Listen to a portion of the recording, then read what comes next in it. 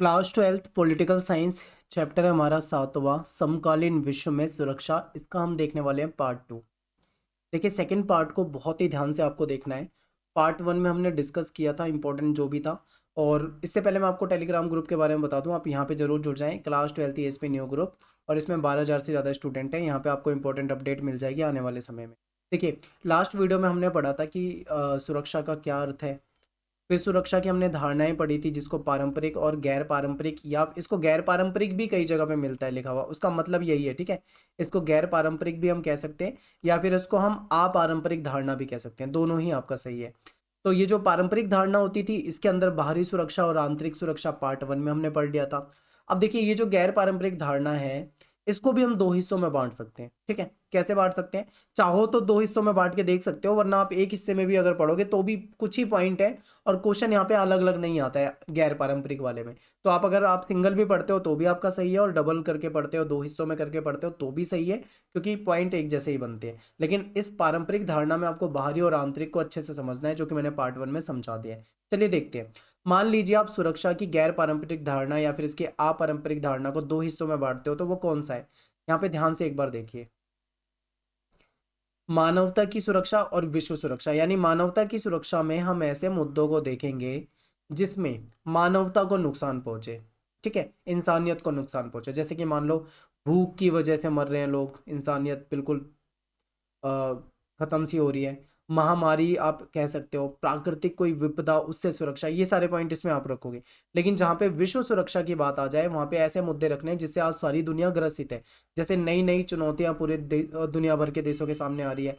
आतंकवाद आज पूरी दुनिया के लिए एक बहुत बड़ा मुद्दा बन गया है। बीमारियां, महामारी, जैसे कि अभी कोरोना काल चल रहा है, अब पूरी दुनिया के लिए एक बहुत बड़ा मतलब संकट बन गया है। जलवायु संकट, जैसे कि ग्लोबल वार्मिंग की समस्या, ये पूरी दुनिया के लिए एक चुनौती बन चुकी है। तो ये सारे पॉइंट आप विश्व की सुरक्षा में पढ़ सकते हो, ठीक है। तो इसको मैं दो हिस्सों में बांट के आपको और सिंपल बना के बताता हूँ। देखिए यहाँ पे सुरक्षा के गैर पारंपरिक या फिर इसको आप अपारंपरिक धारणा के रूप में देख सकते हो। दो हिस्सों में इसको बांट देते हैं हम। एक मानवता की सुरक्षा बता देते हैं, एक विश्व की सुरक्षा।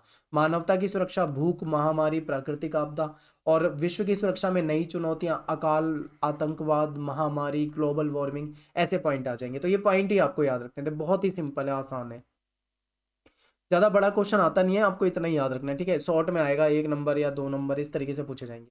अब एक क्वेश्चन आपके पेपर में इस तरीके से पूछा जाता है कि सुरक्षा के पारंपरिक तरीके बताइए। सुरक्षा चाहते हो, इसके पारंपरिक तरीके क्या होने चाहिए? तो देखिए इसमें यह बताया गया है कि न्याय युद्ध होना चाहिए, ठीक है, न्याय युद्ध, और हिंसा का इस्तेमाल कम से कम करना चाहिए। न्याय युद्ध का मतलब क्या होता है? न्याय युद्ध का मतलब ये होता है कि उचित कारण हो तभी युद्ध करो। ऐसे नहीं कि आपने किसी पे हमला कर दिया बेमतलब में, किसी देश ने किसी दूसरे देश पे हमला कर दिया, तो ये नहीं। न्याय युद्ध होना चाहिए, कोई उचित कारण हो, जैसे अपनी आत्मरक्षा के लिए, दूसरों को जनसंहार से बचाने के लिए। अगर इन चीजों के लिए अगर आप युद्ध कर रहे हो तो वो सही है। लेकिन आप बेवजह किसी छोटे देश को दुखी कर रहे हो, उस पर हमला कर रहे हो, तो वो गलत है। तो यहाँ पे आपको समझ में आ गया ना न्याय युद्ध का मतलब क्या है? यहाँ पे आपको क्लियर समझ में आ गया होगा। आगे देखिए, और यहाँ पे ये कहा जाता है कि जो युद्ध साधनों का सीमित प्रयोग होना चाहिए। युद्ध में जो भी साधन इस्तेमाल किए जाते हैं, जो भी हथियार इस्तेमाल किए जाते हैं, उसका कम से कम प्रयोग होना चाहिए।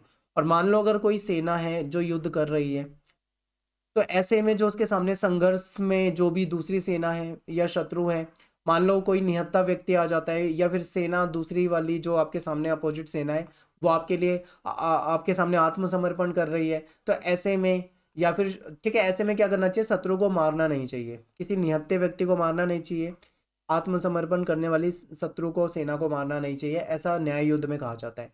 और ये कह रहे हैं कि सेना का उतना ही प्रयोग करो जितना कि आत्मरक्षा के लिए जरूरी हो। यानी आत्मरक्षा के लिए सेना का प्रयोग करो, ना कि किसी दूसरे को बहुत ज्यादा नुकसान पहुंचाने के लिए। और बल प्रयोग तभी करो जब सारे उपाय असफल हो जाए। ये किसी देश के लिए बताया जा रहा है कि किसी देश को कैसे मतलब सुरक्षा के कौन से पारंपरिक तरीके अपनाने चाहिए, ठीक है। यानी कि बेवजह किसी से युद्ध नहीं करना चाहिए, युद्ध के पीछे कोई कारण होना चाहिए, न्याय युद्ध होना चाहिए, युद्ध में कम से कम साधनों का इस्तेमाल किया जाना चाहिए, युद्ध आत्मरक्षा के लिए, अपने आप को बचाने के लिए, या फिर दूसरों को जनसंहार से बचाने के लिए करना चाहिए।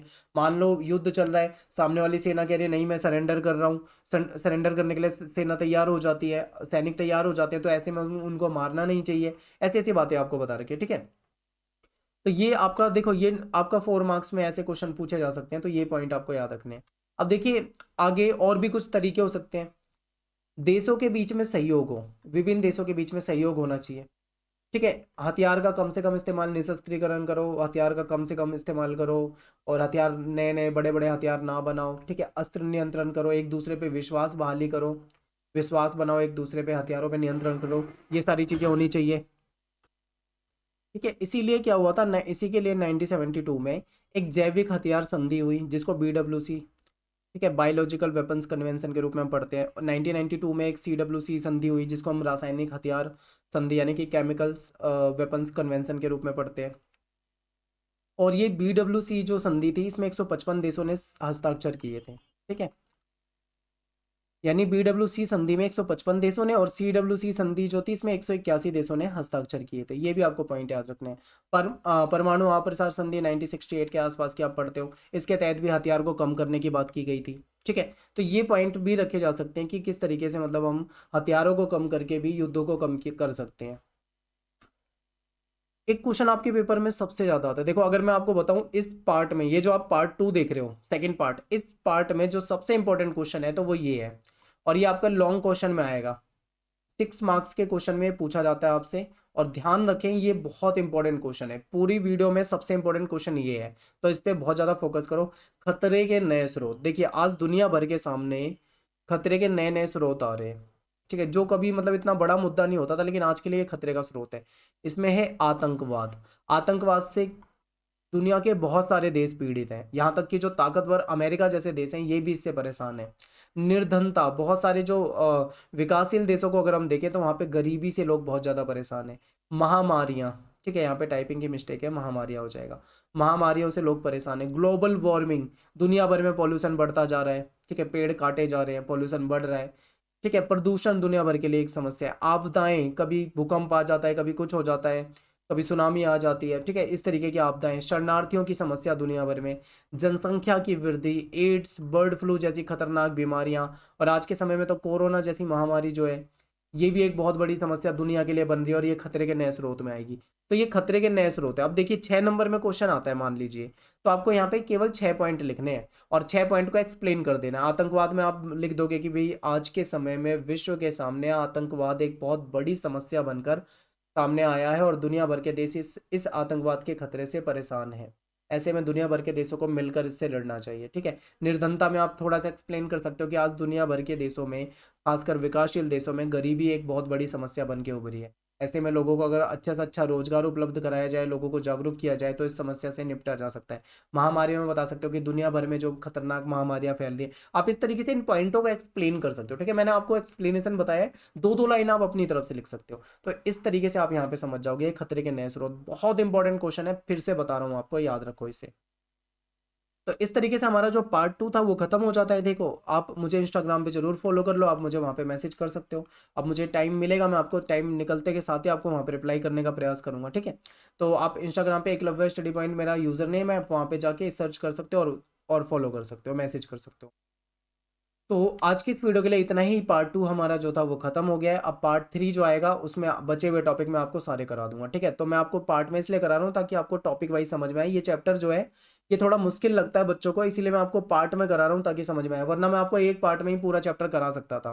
तो आप इस चीज़ को समझिए। और आपको एक बात और बता दूं कि ये चैप्टर जो है 2020-21 सेशन में डिलीट किया हुआ था, और 2021-22 सेशन में ये वापस दे दिया है। फिलहाल आज की डेट तक मैं ये वीडियो बना रहा हूँ मई अप्रैल, लास्ट अप्रैल है आज, ठीक है, लास्ट बना रहा हूँ। और हो सकता है कि आने वाले समय में इसमें भी कुछ चेंज हो जाए, शायद दोबारा डिलीट हो जाए, लेकिन आज तक ये आ गया है तो इसलिए मैं दोबारा आपको करा रहा हूँ। तो कोई कमेंट में इस चीज़ को ना पूछे, मैं आपको पहले ही बता चुका हूँ, ठीक है। मिलते हैं नेक्स्ट वीडियो में। थैंक्स फॉर वॉचिंग, सभी को जय हिंद, जय भारत।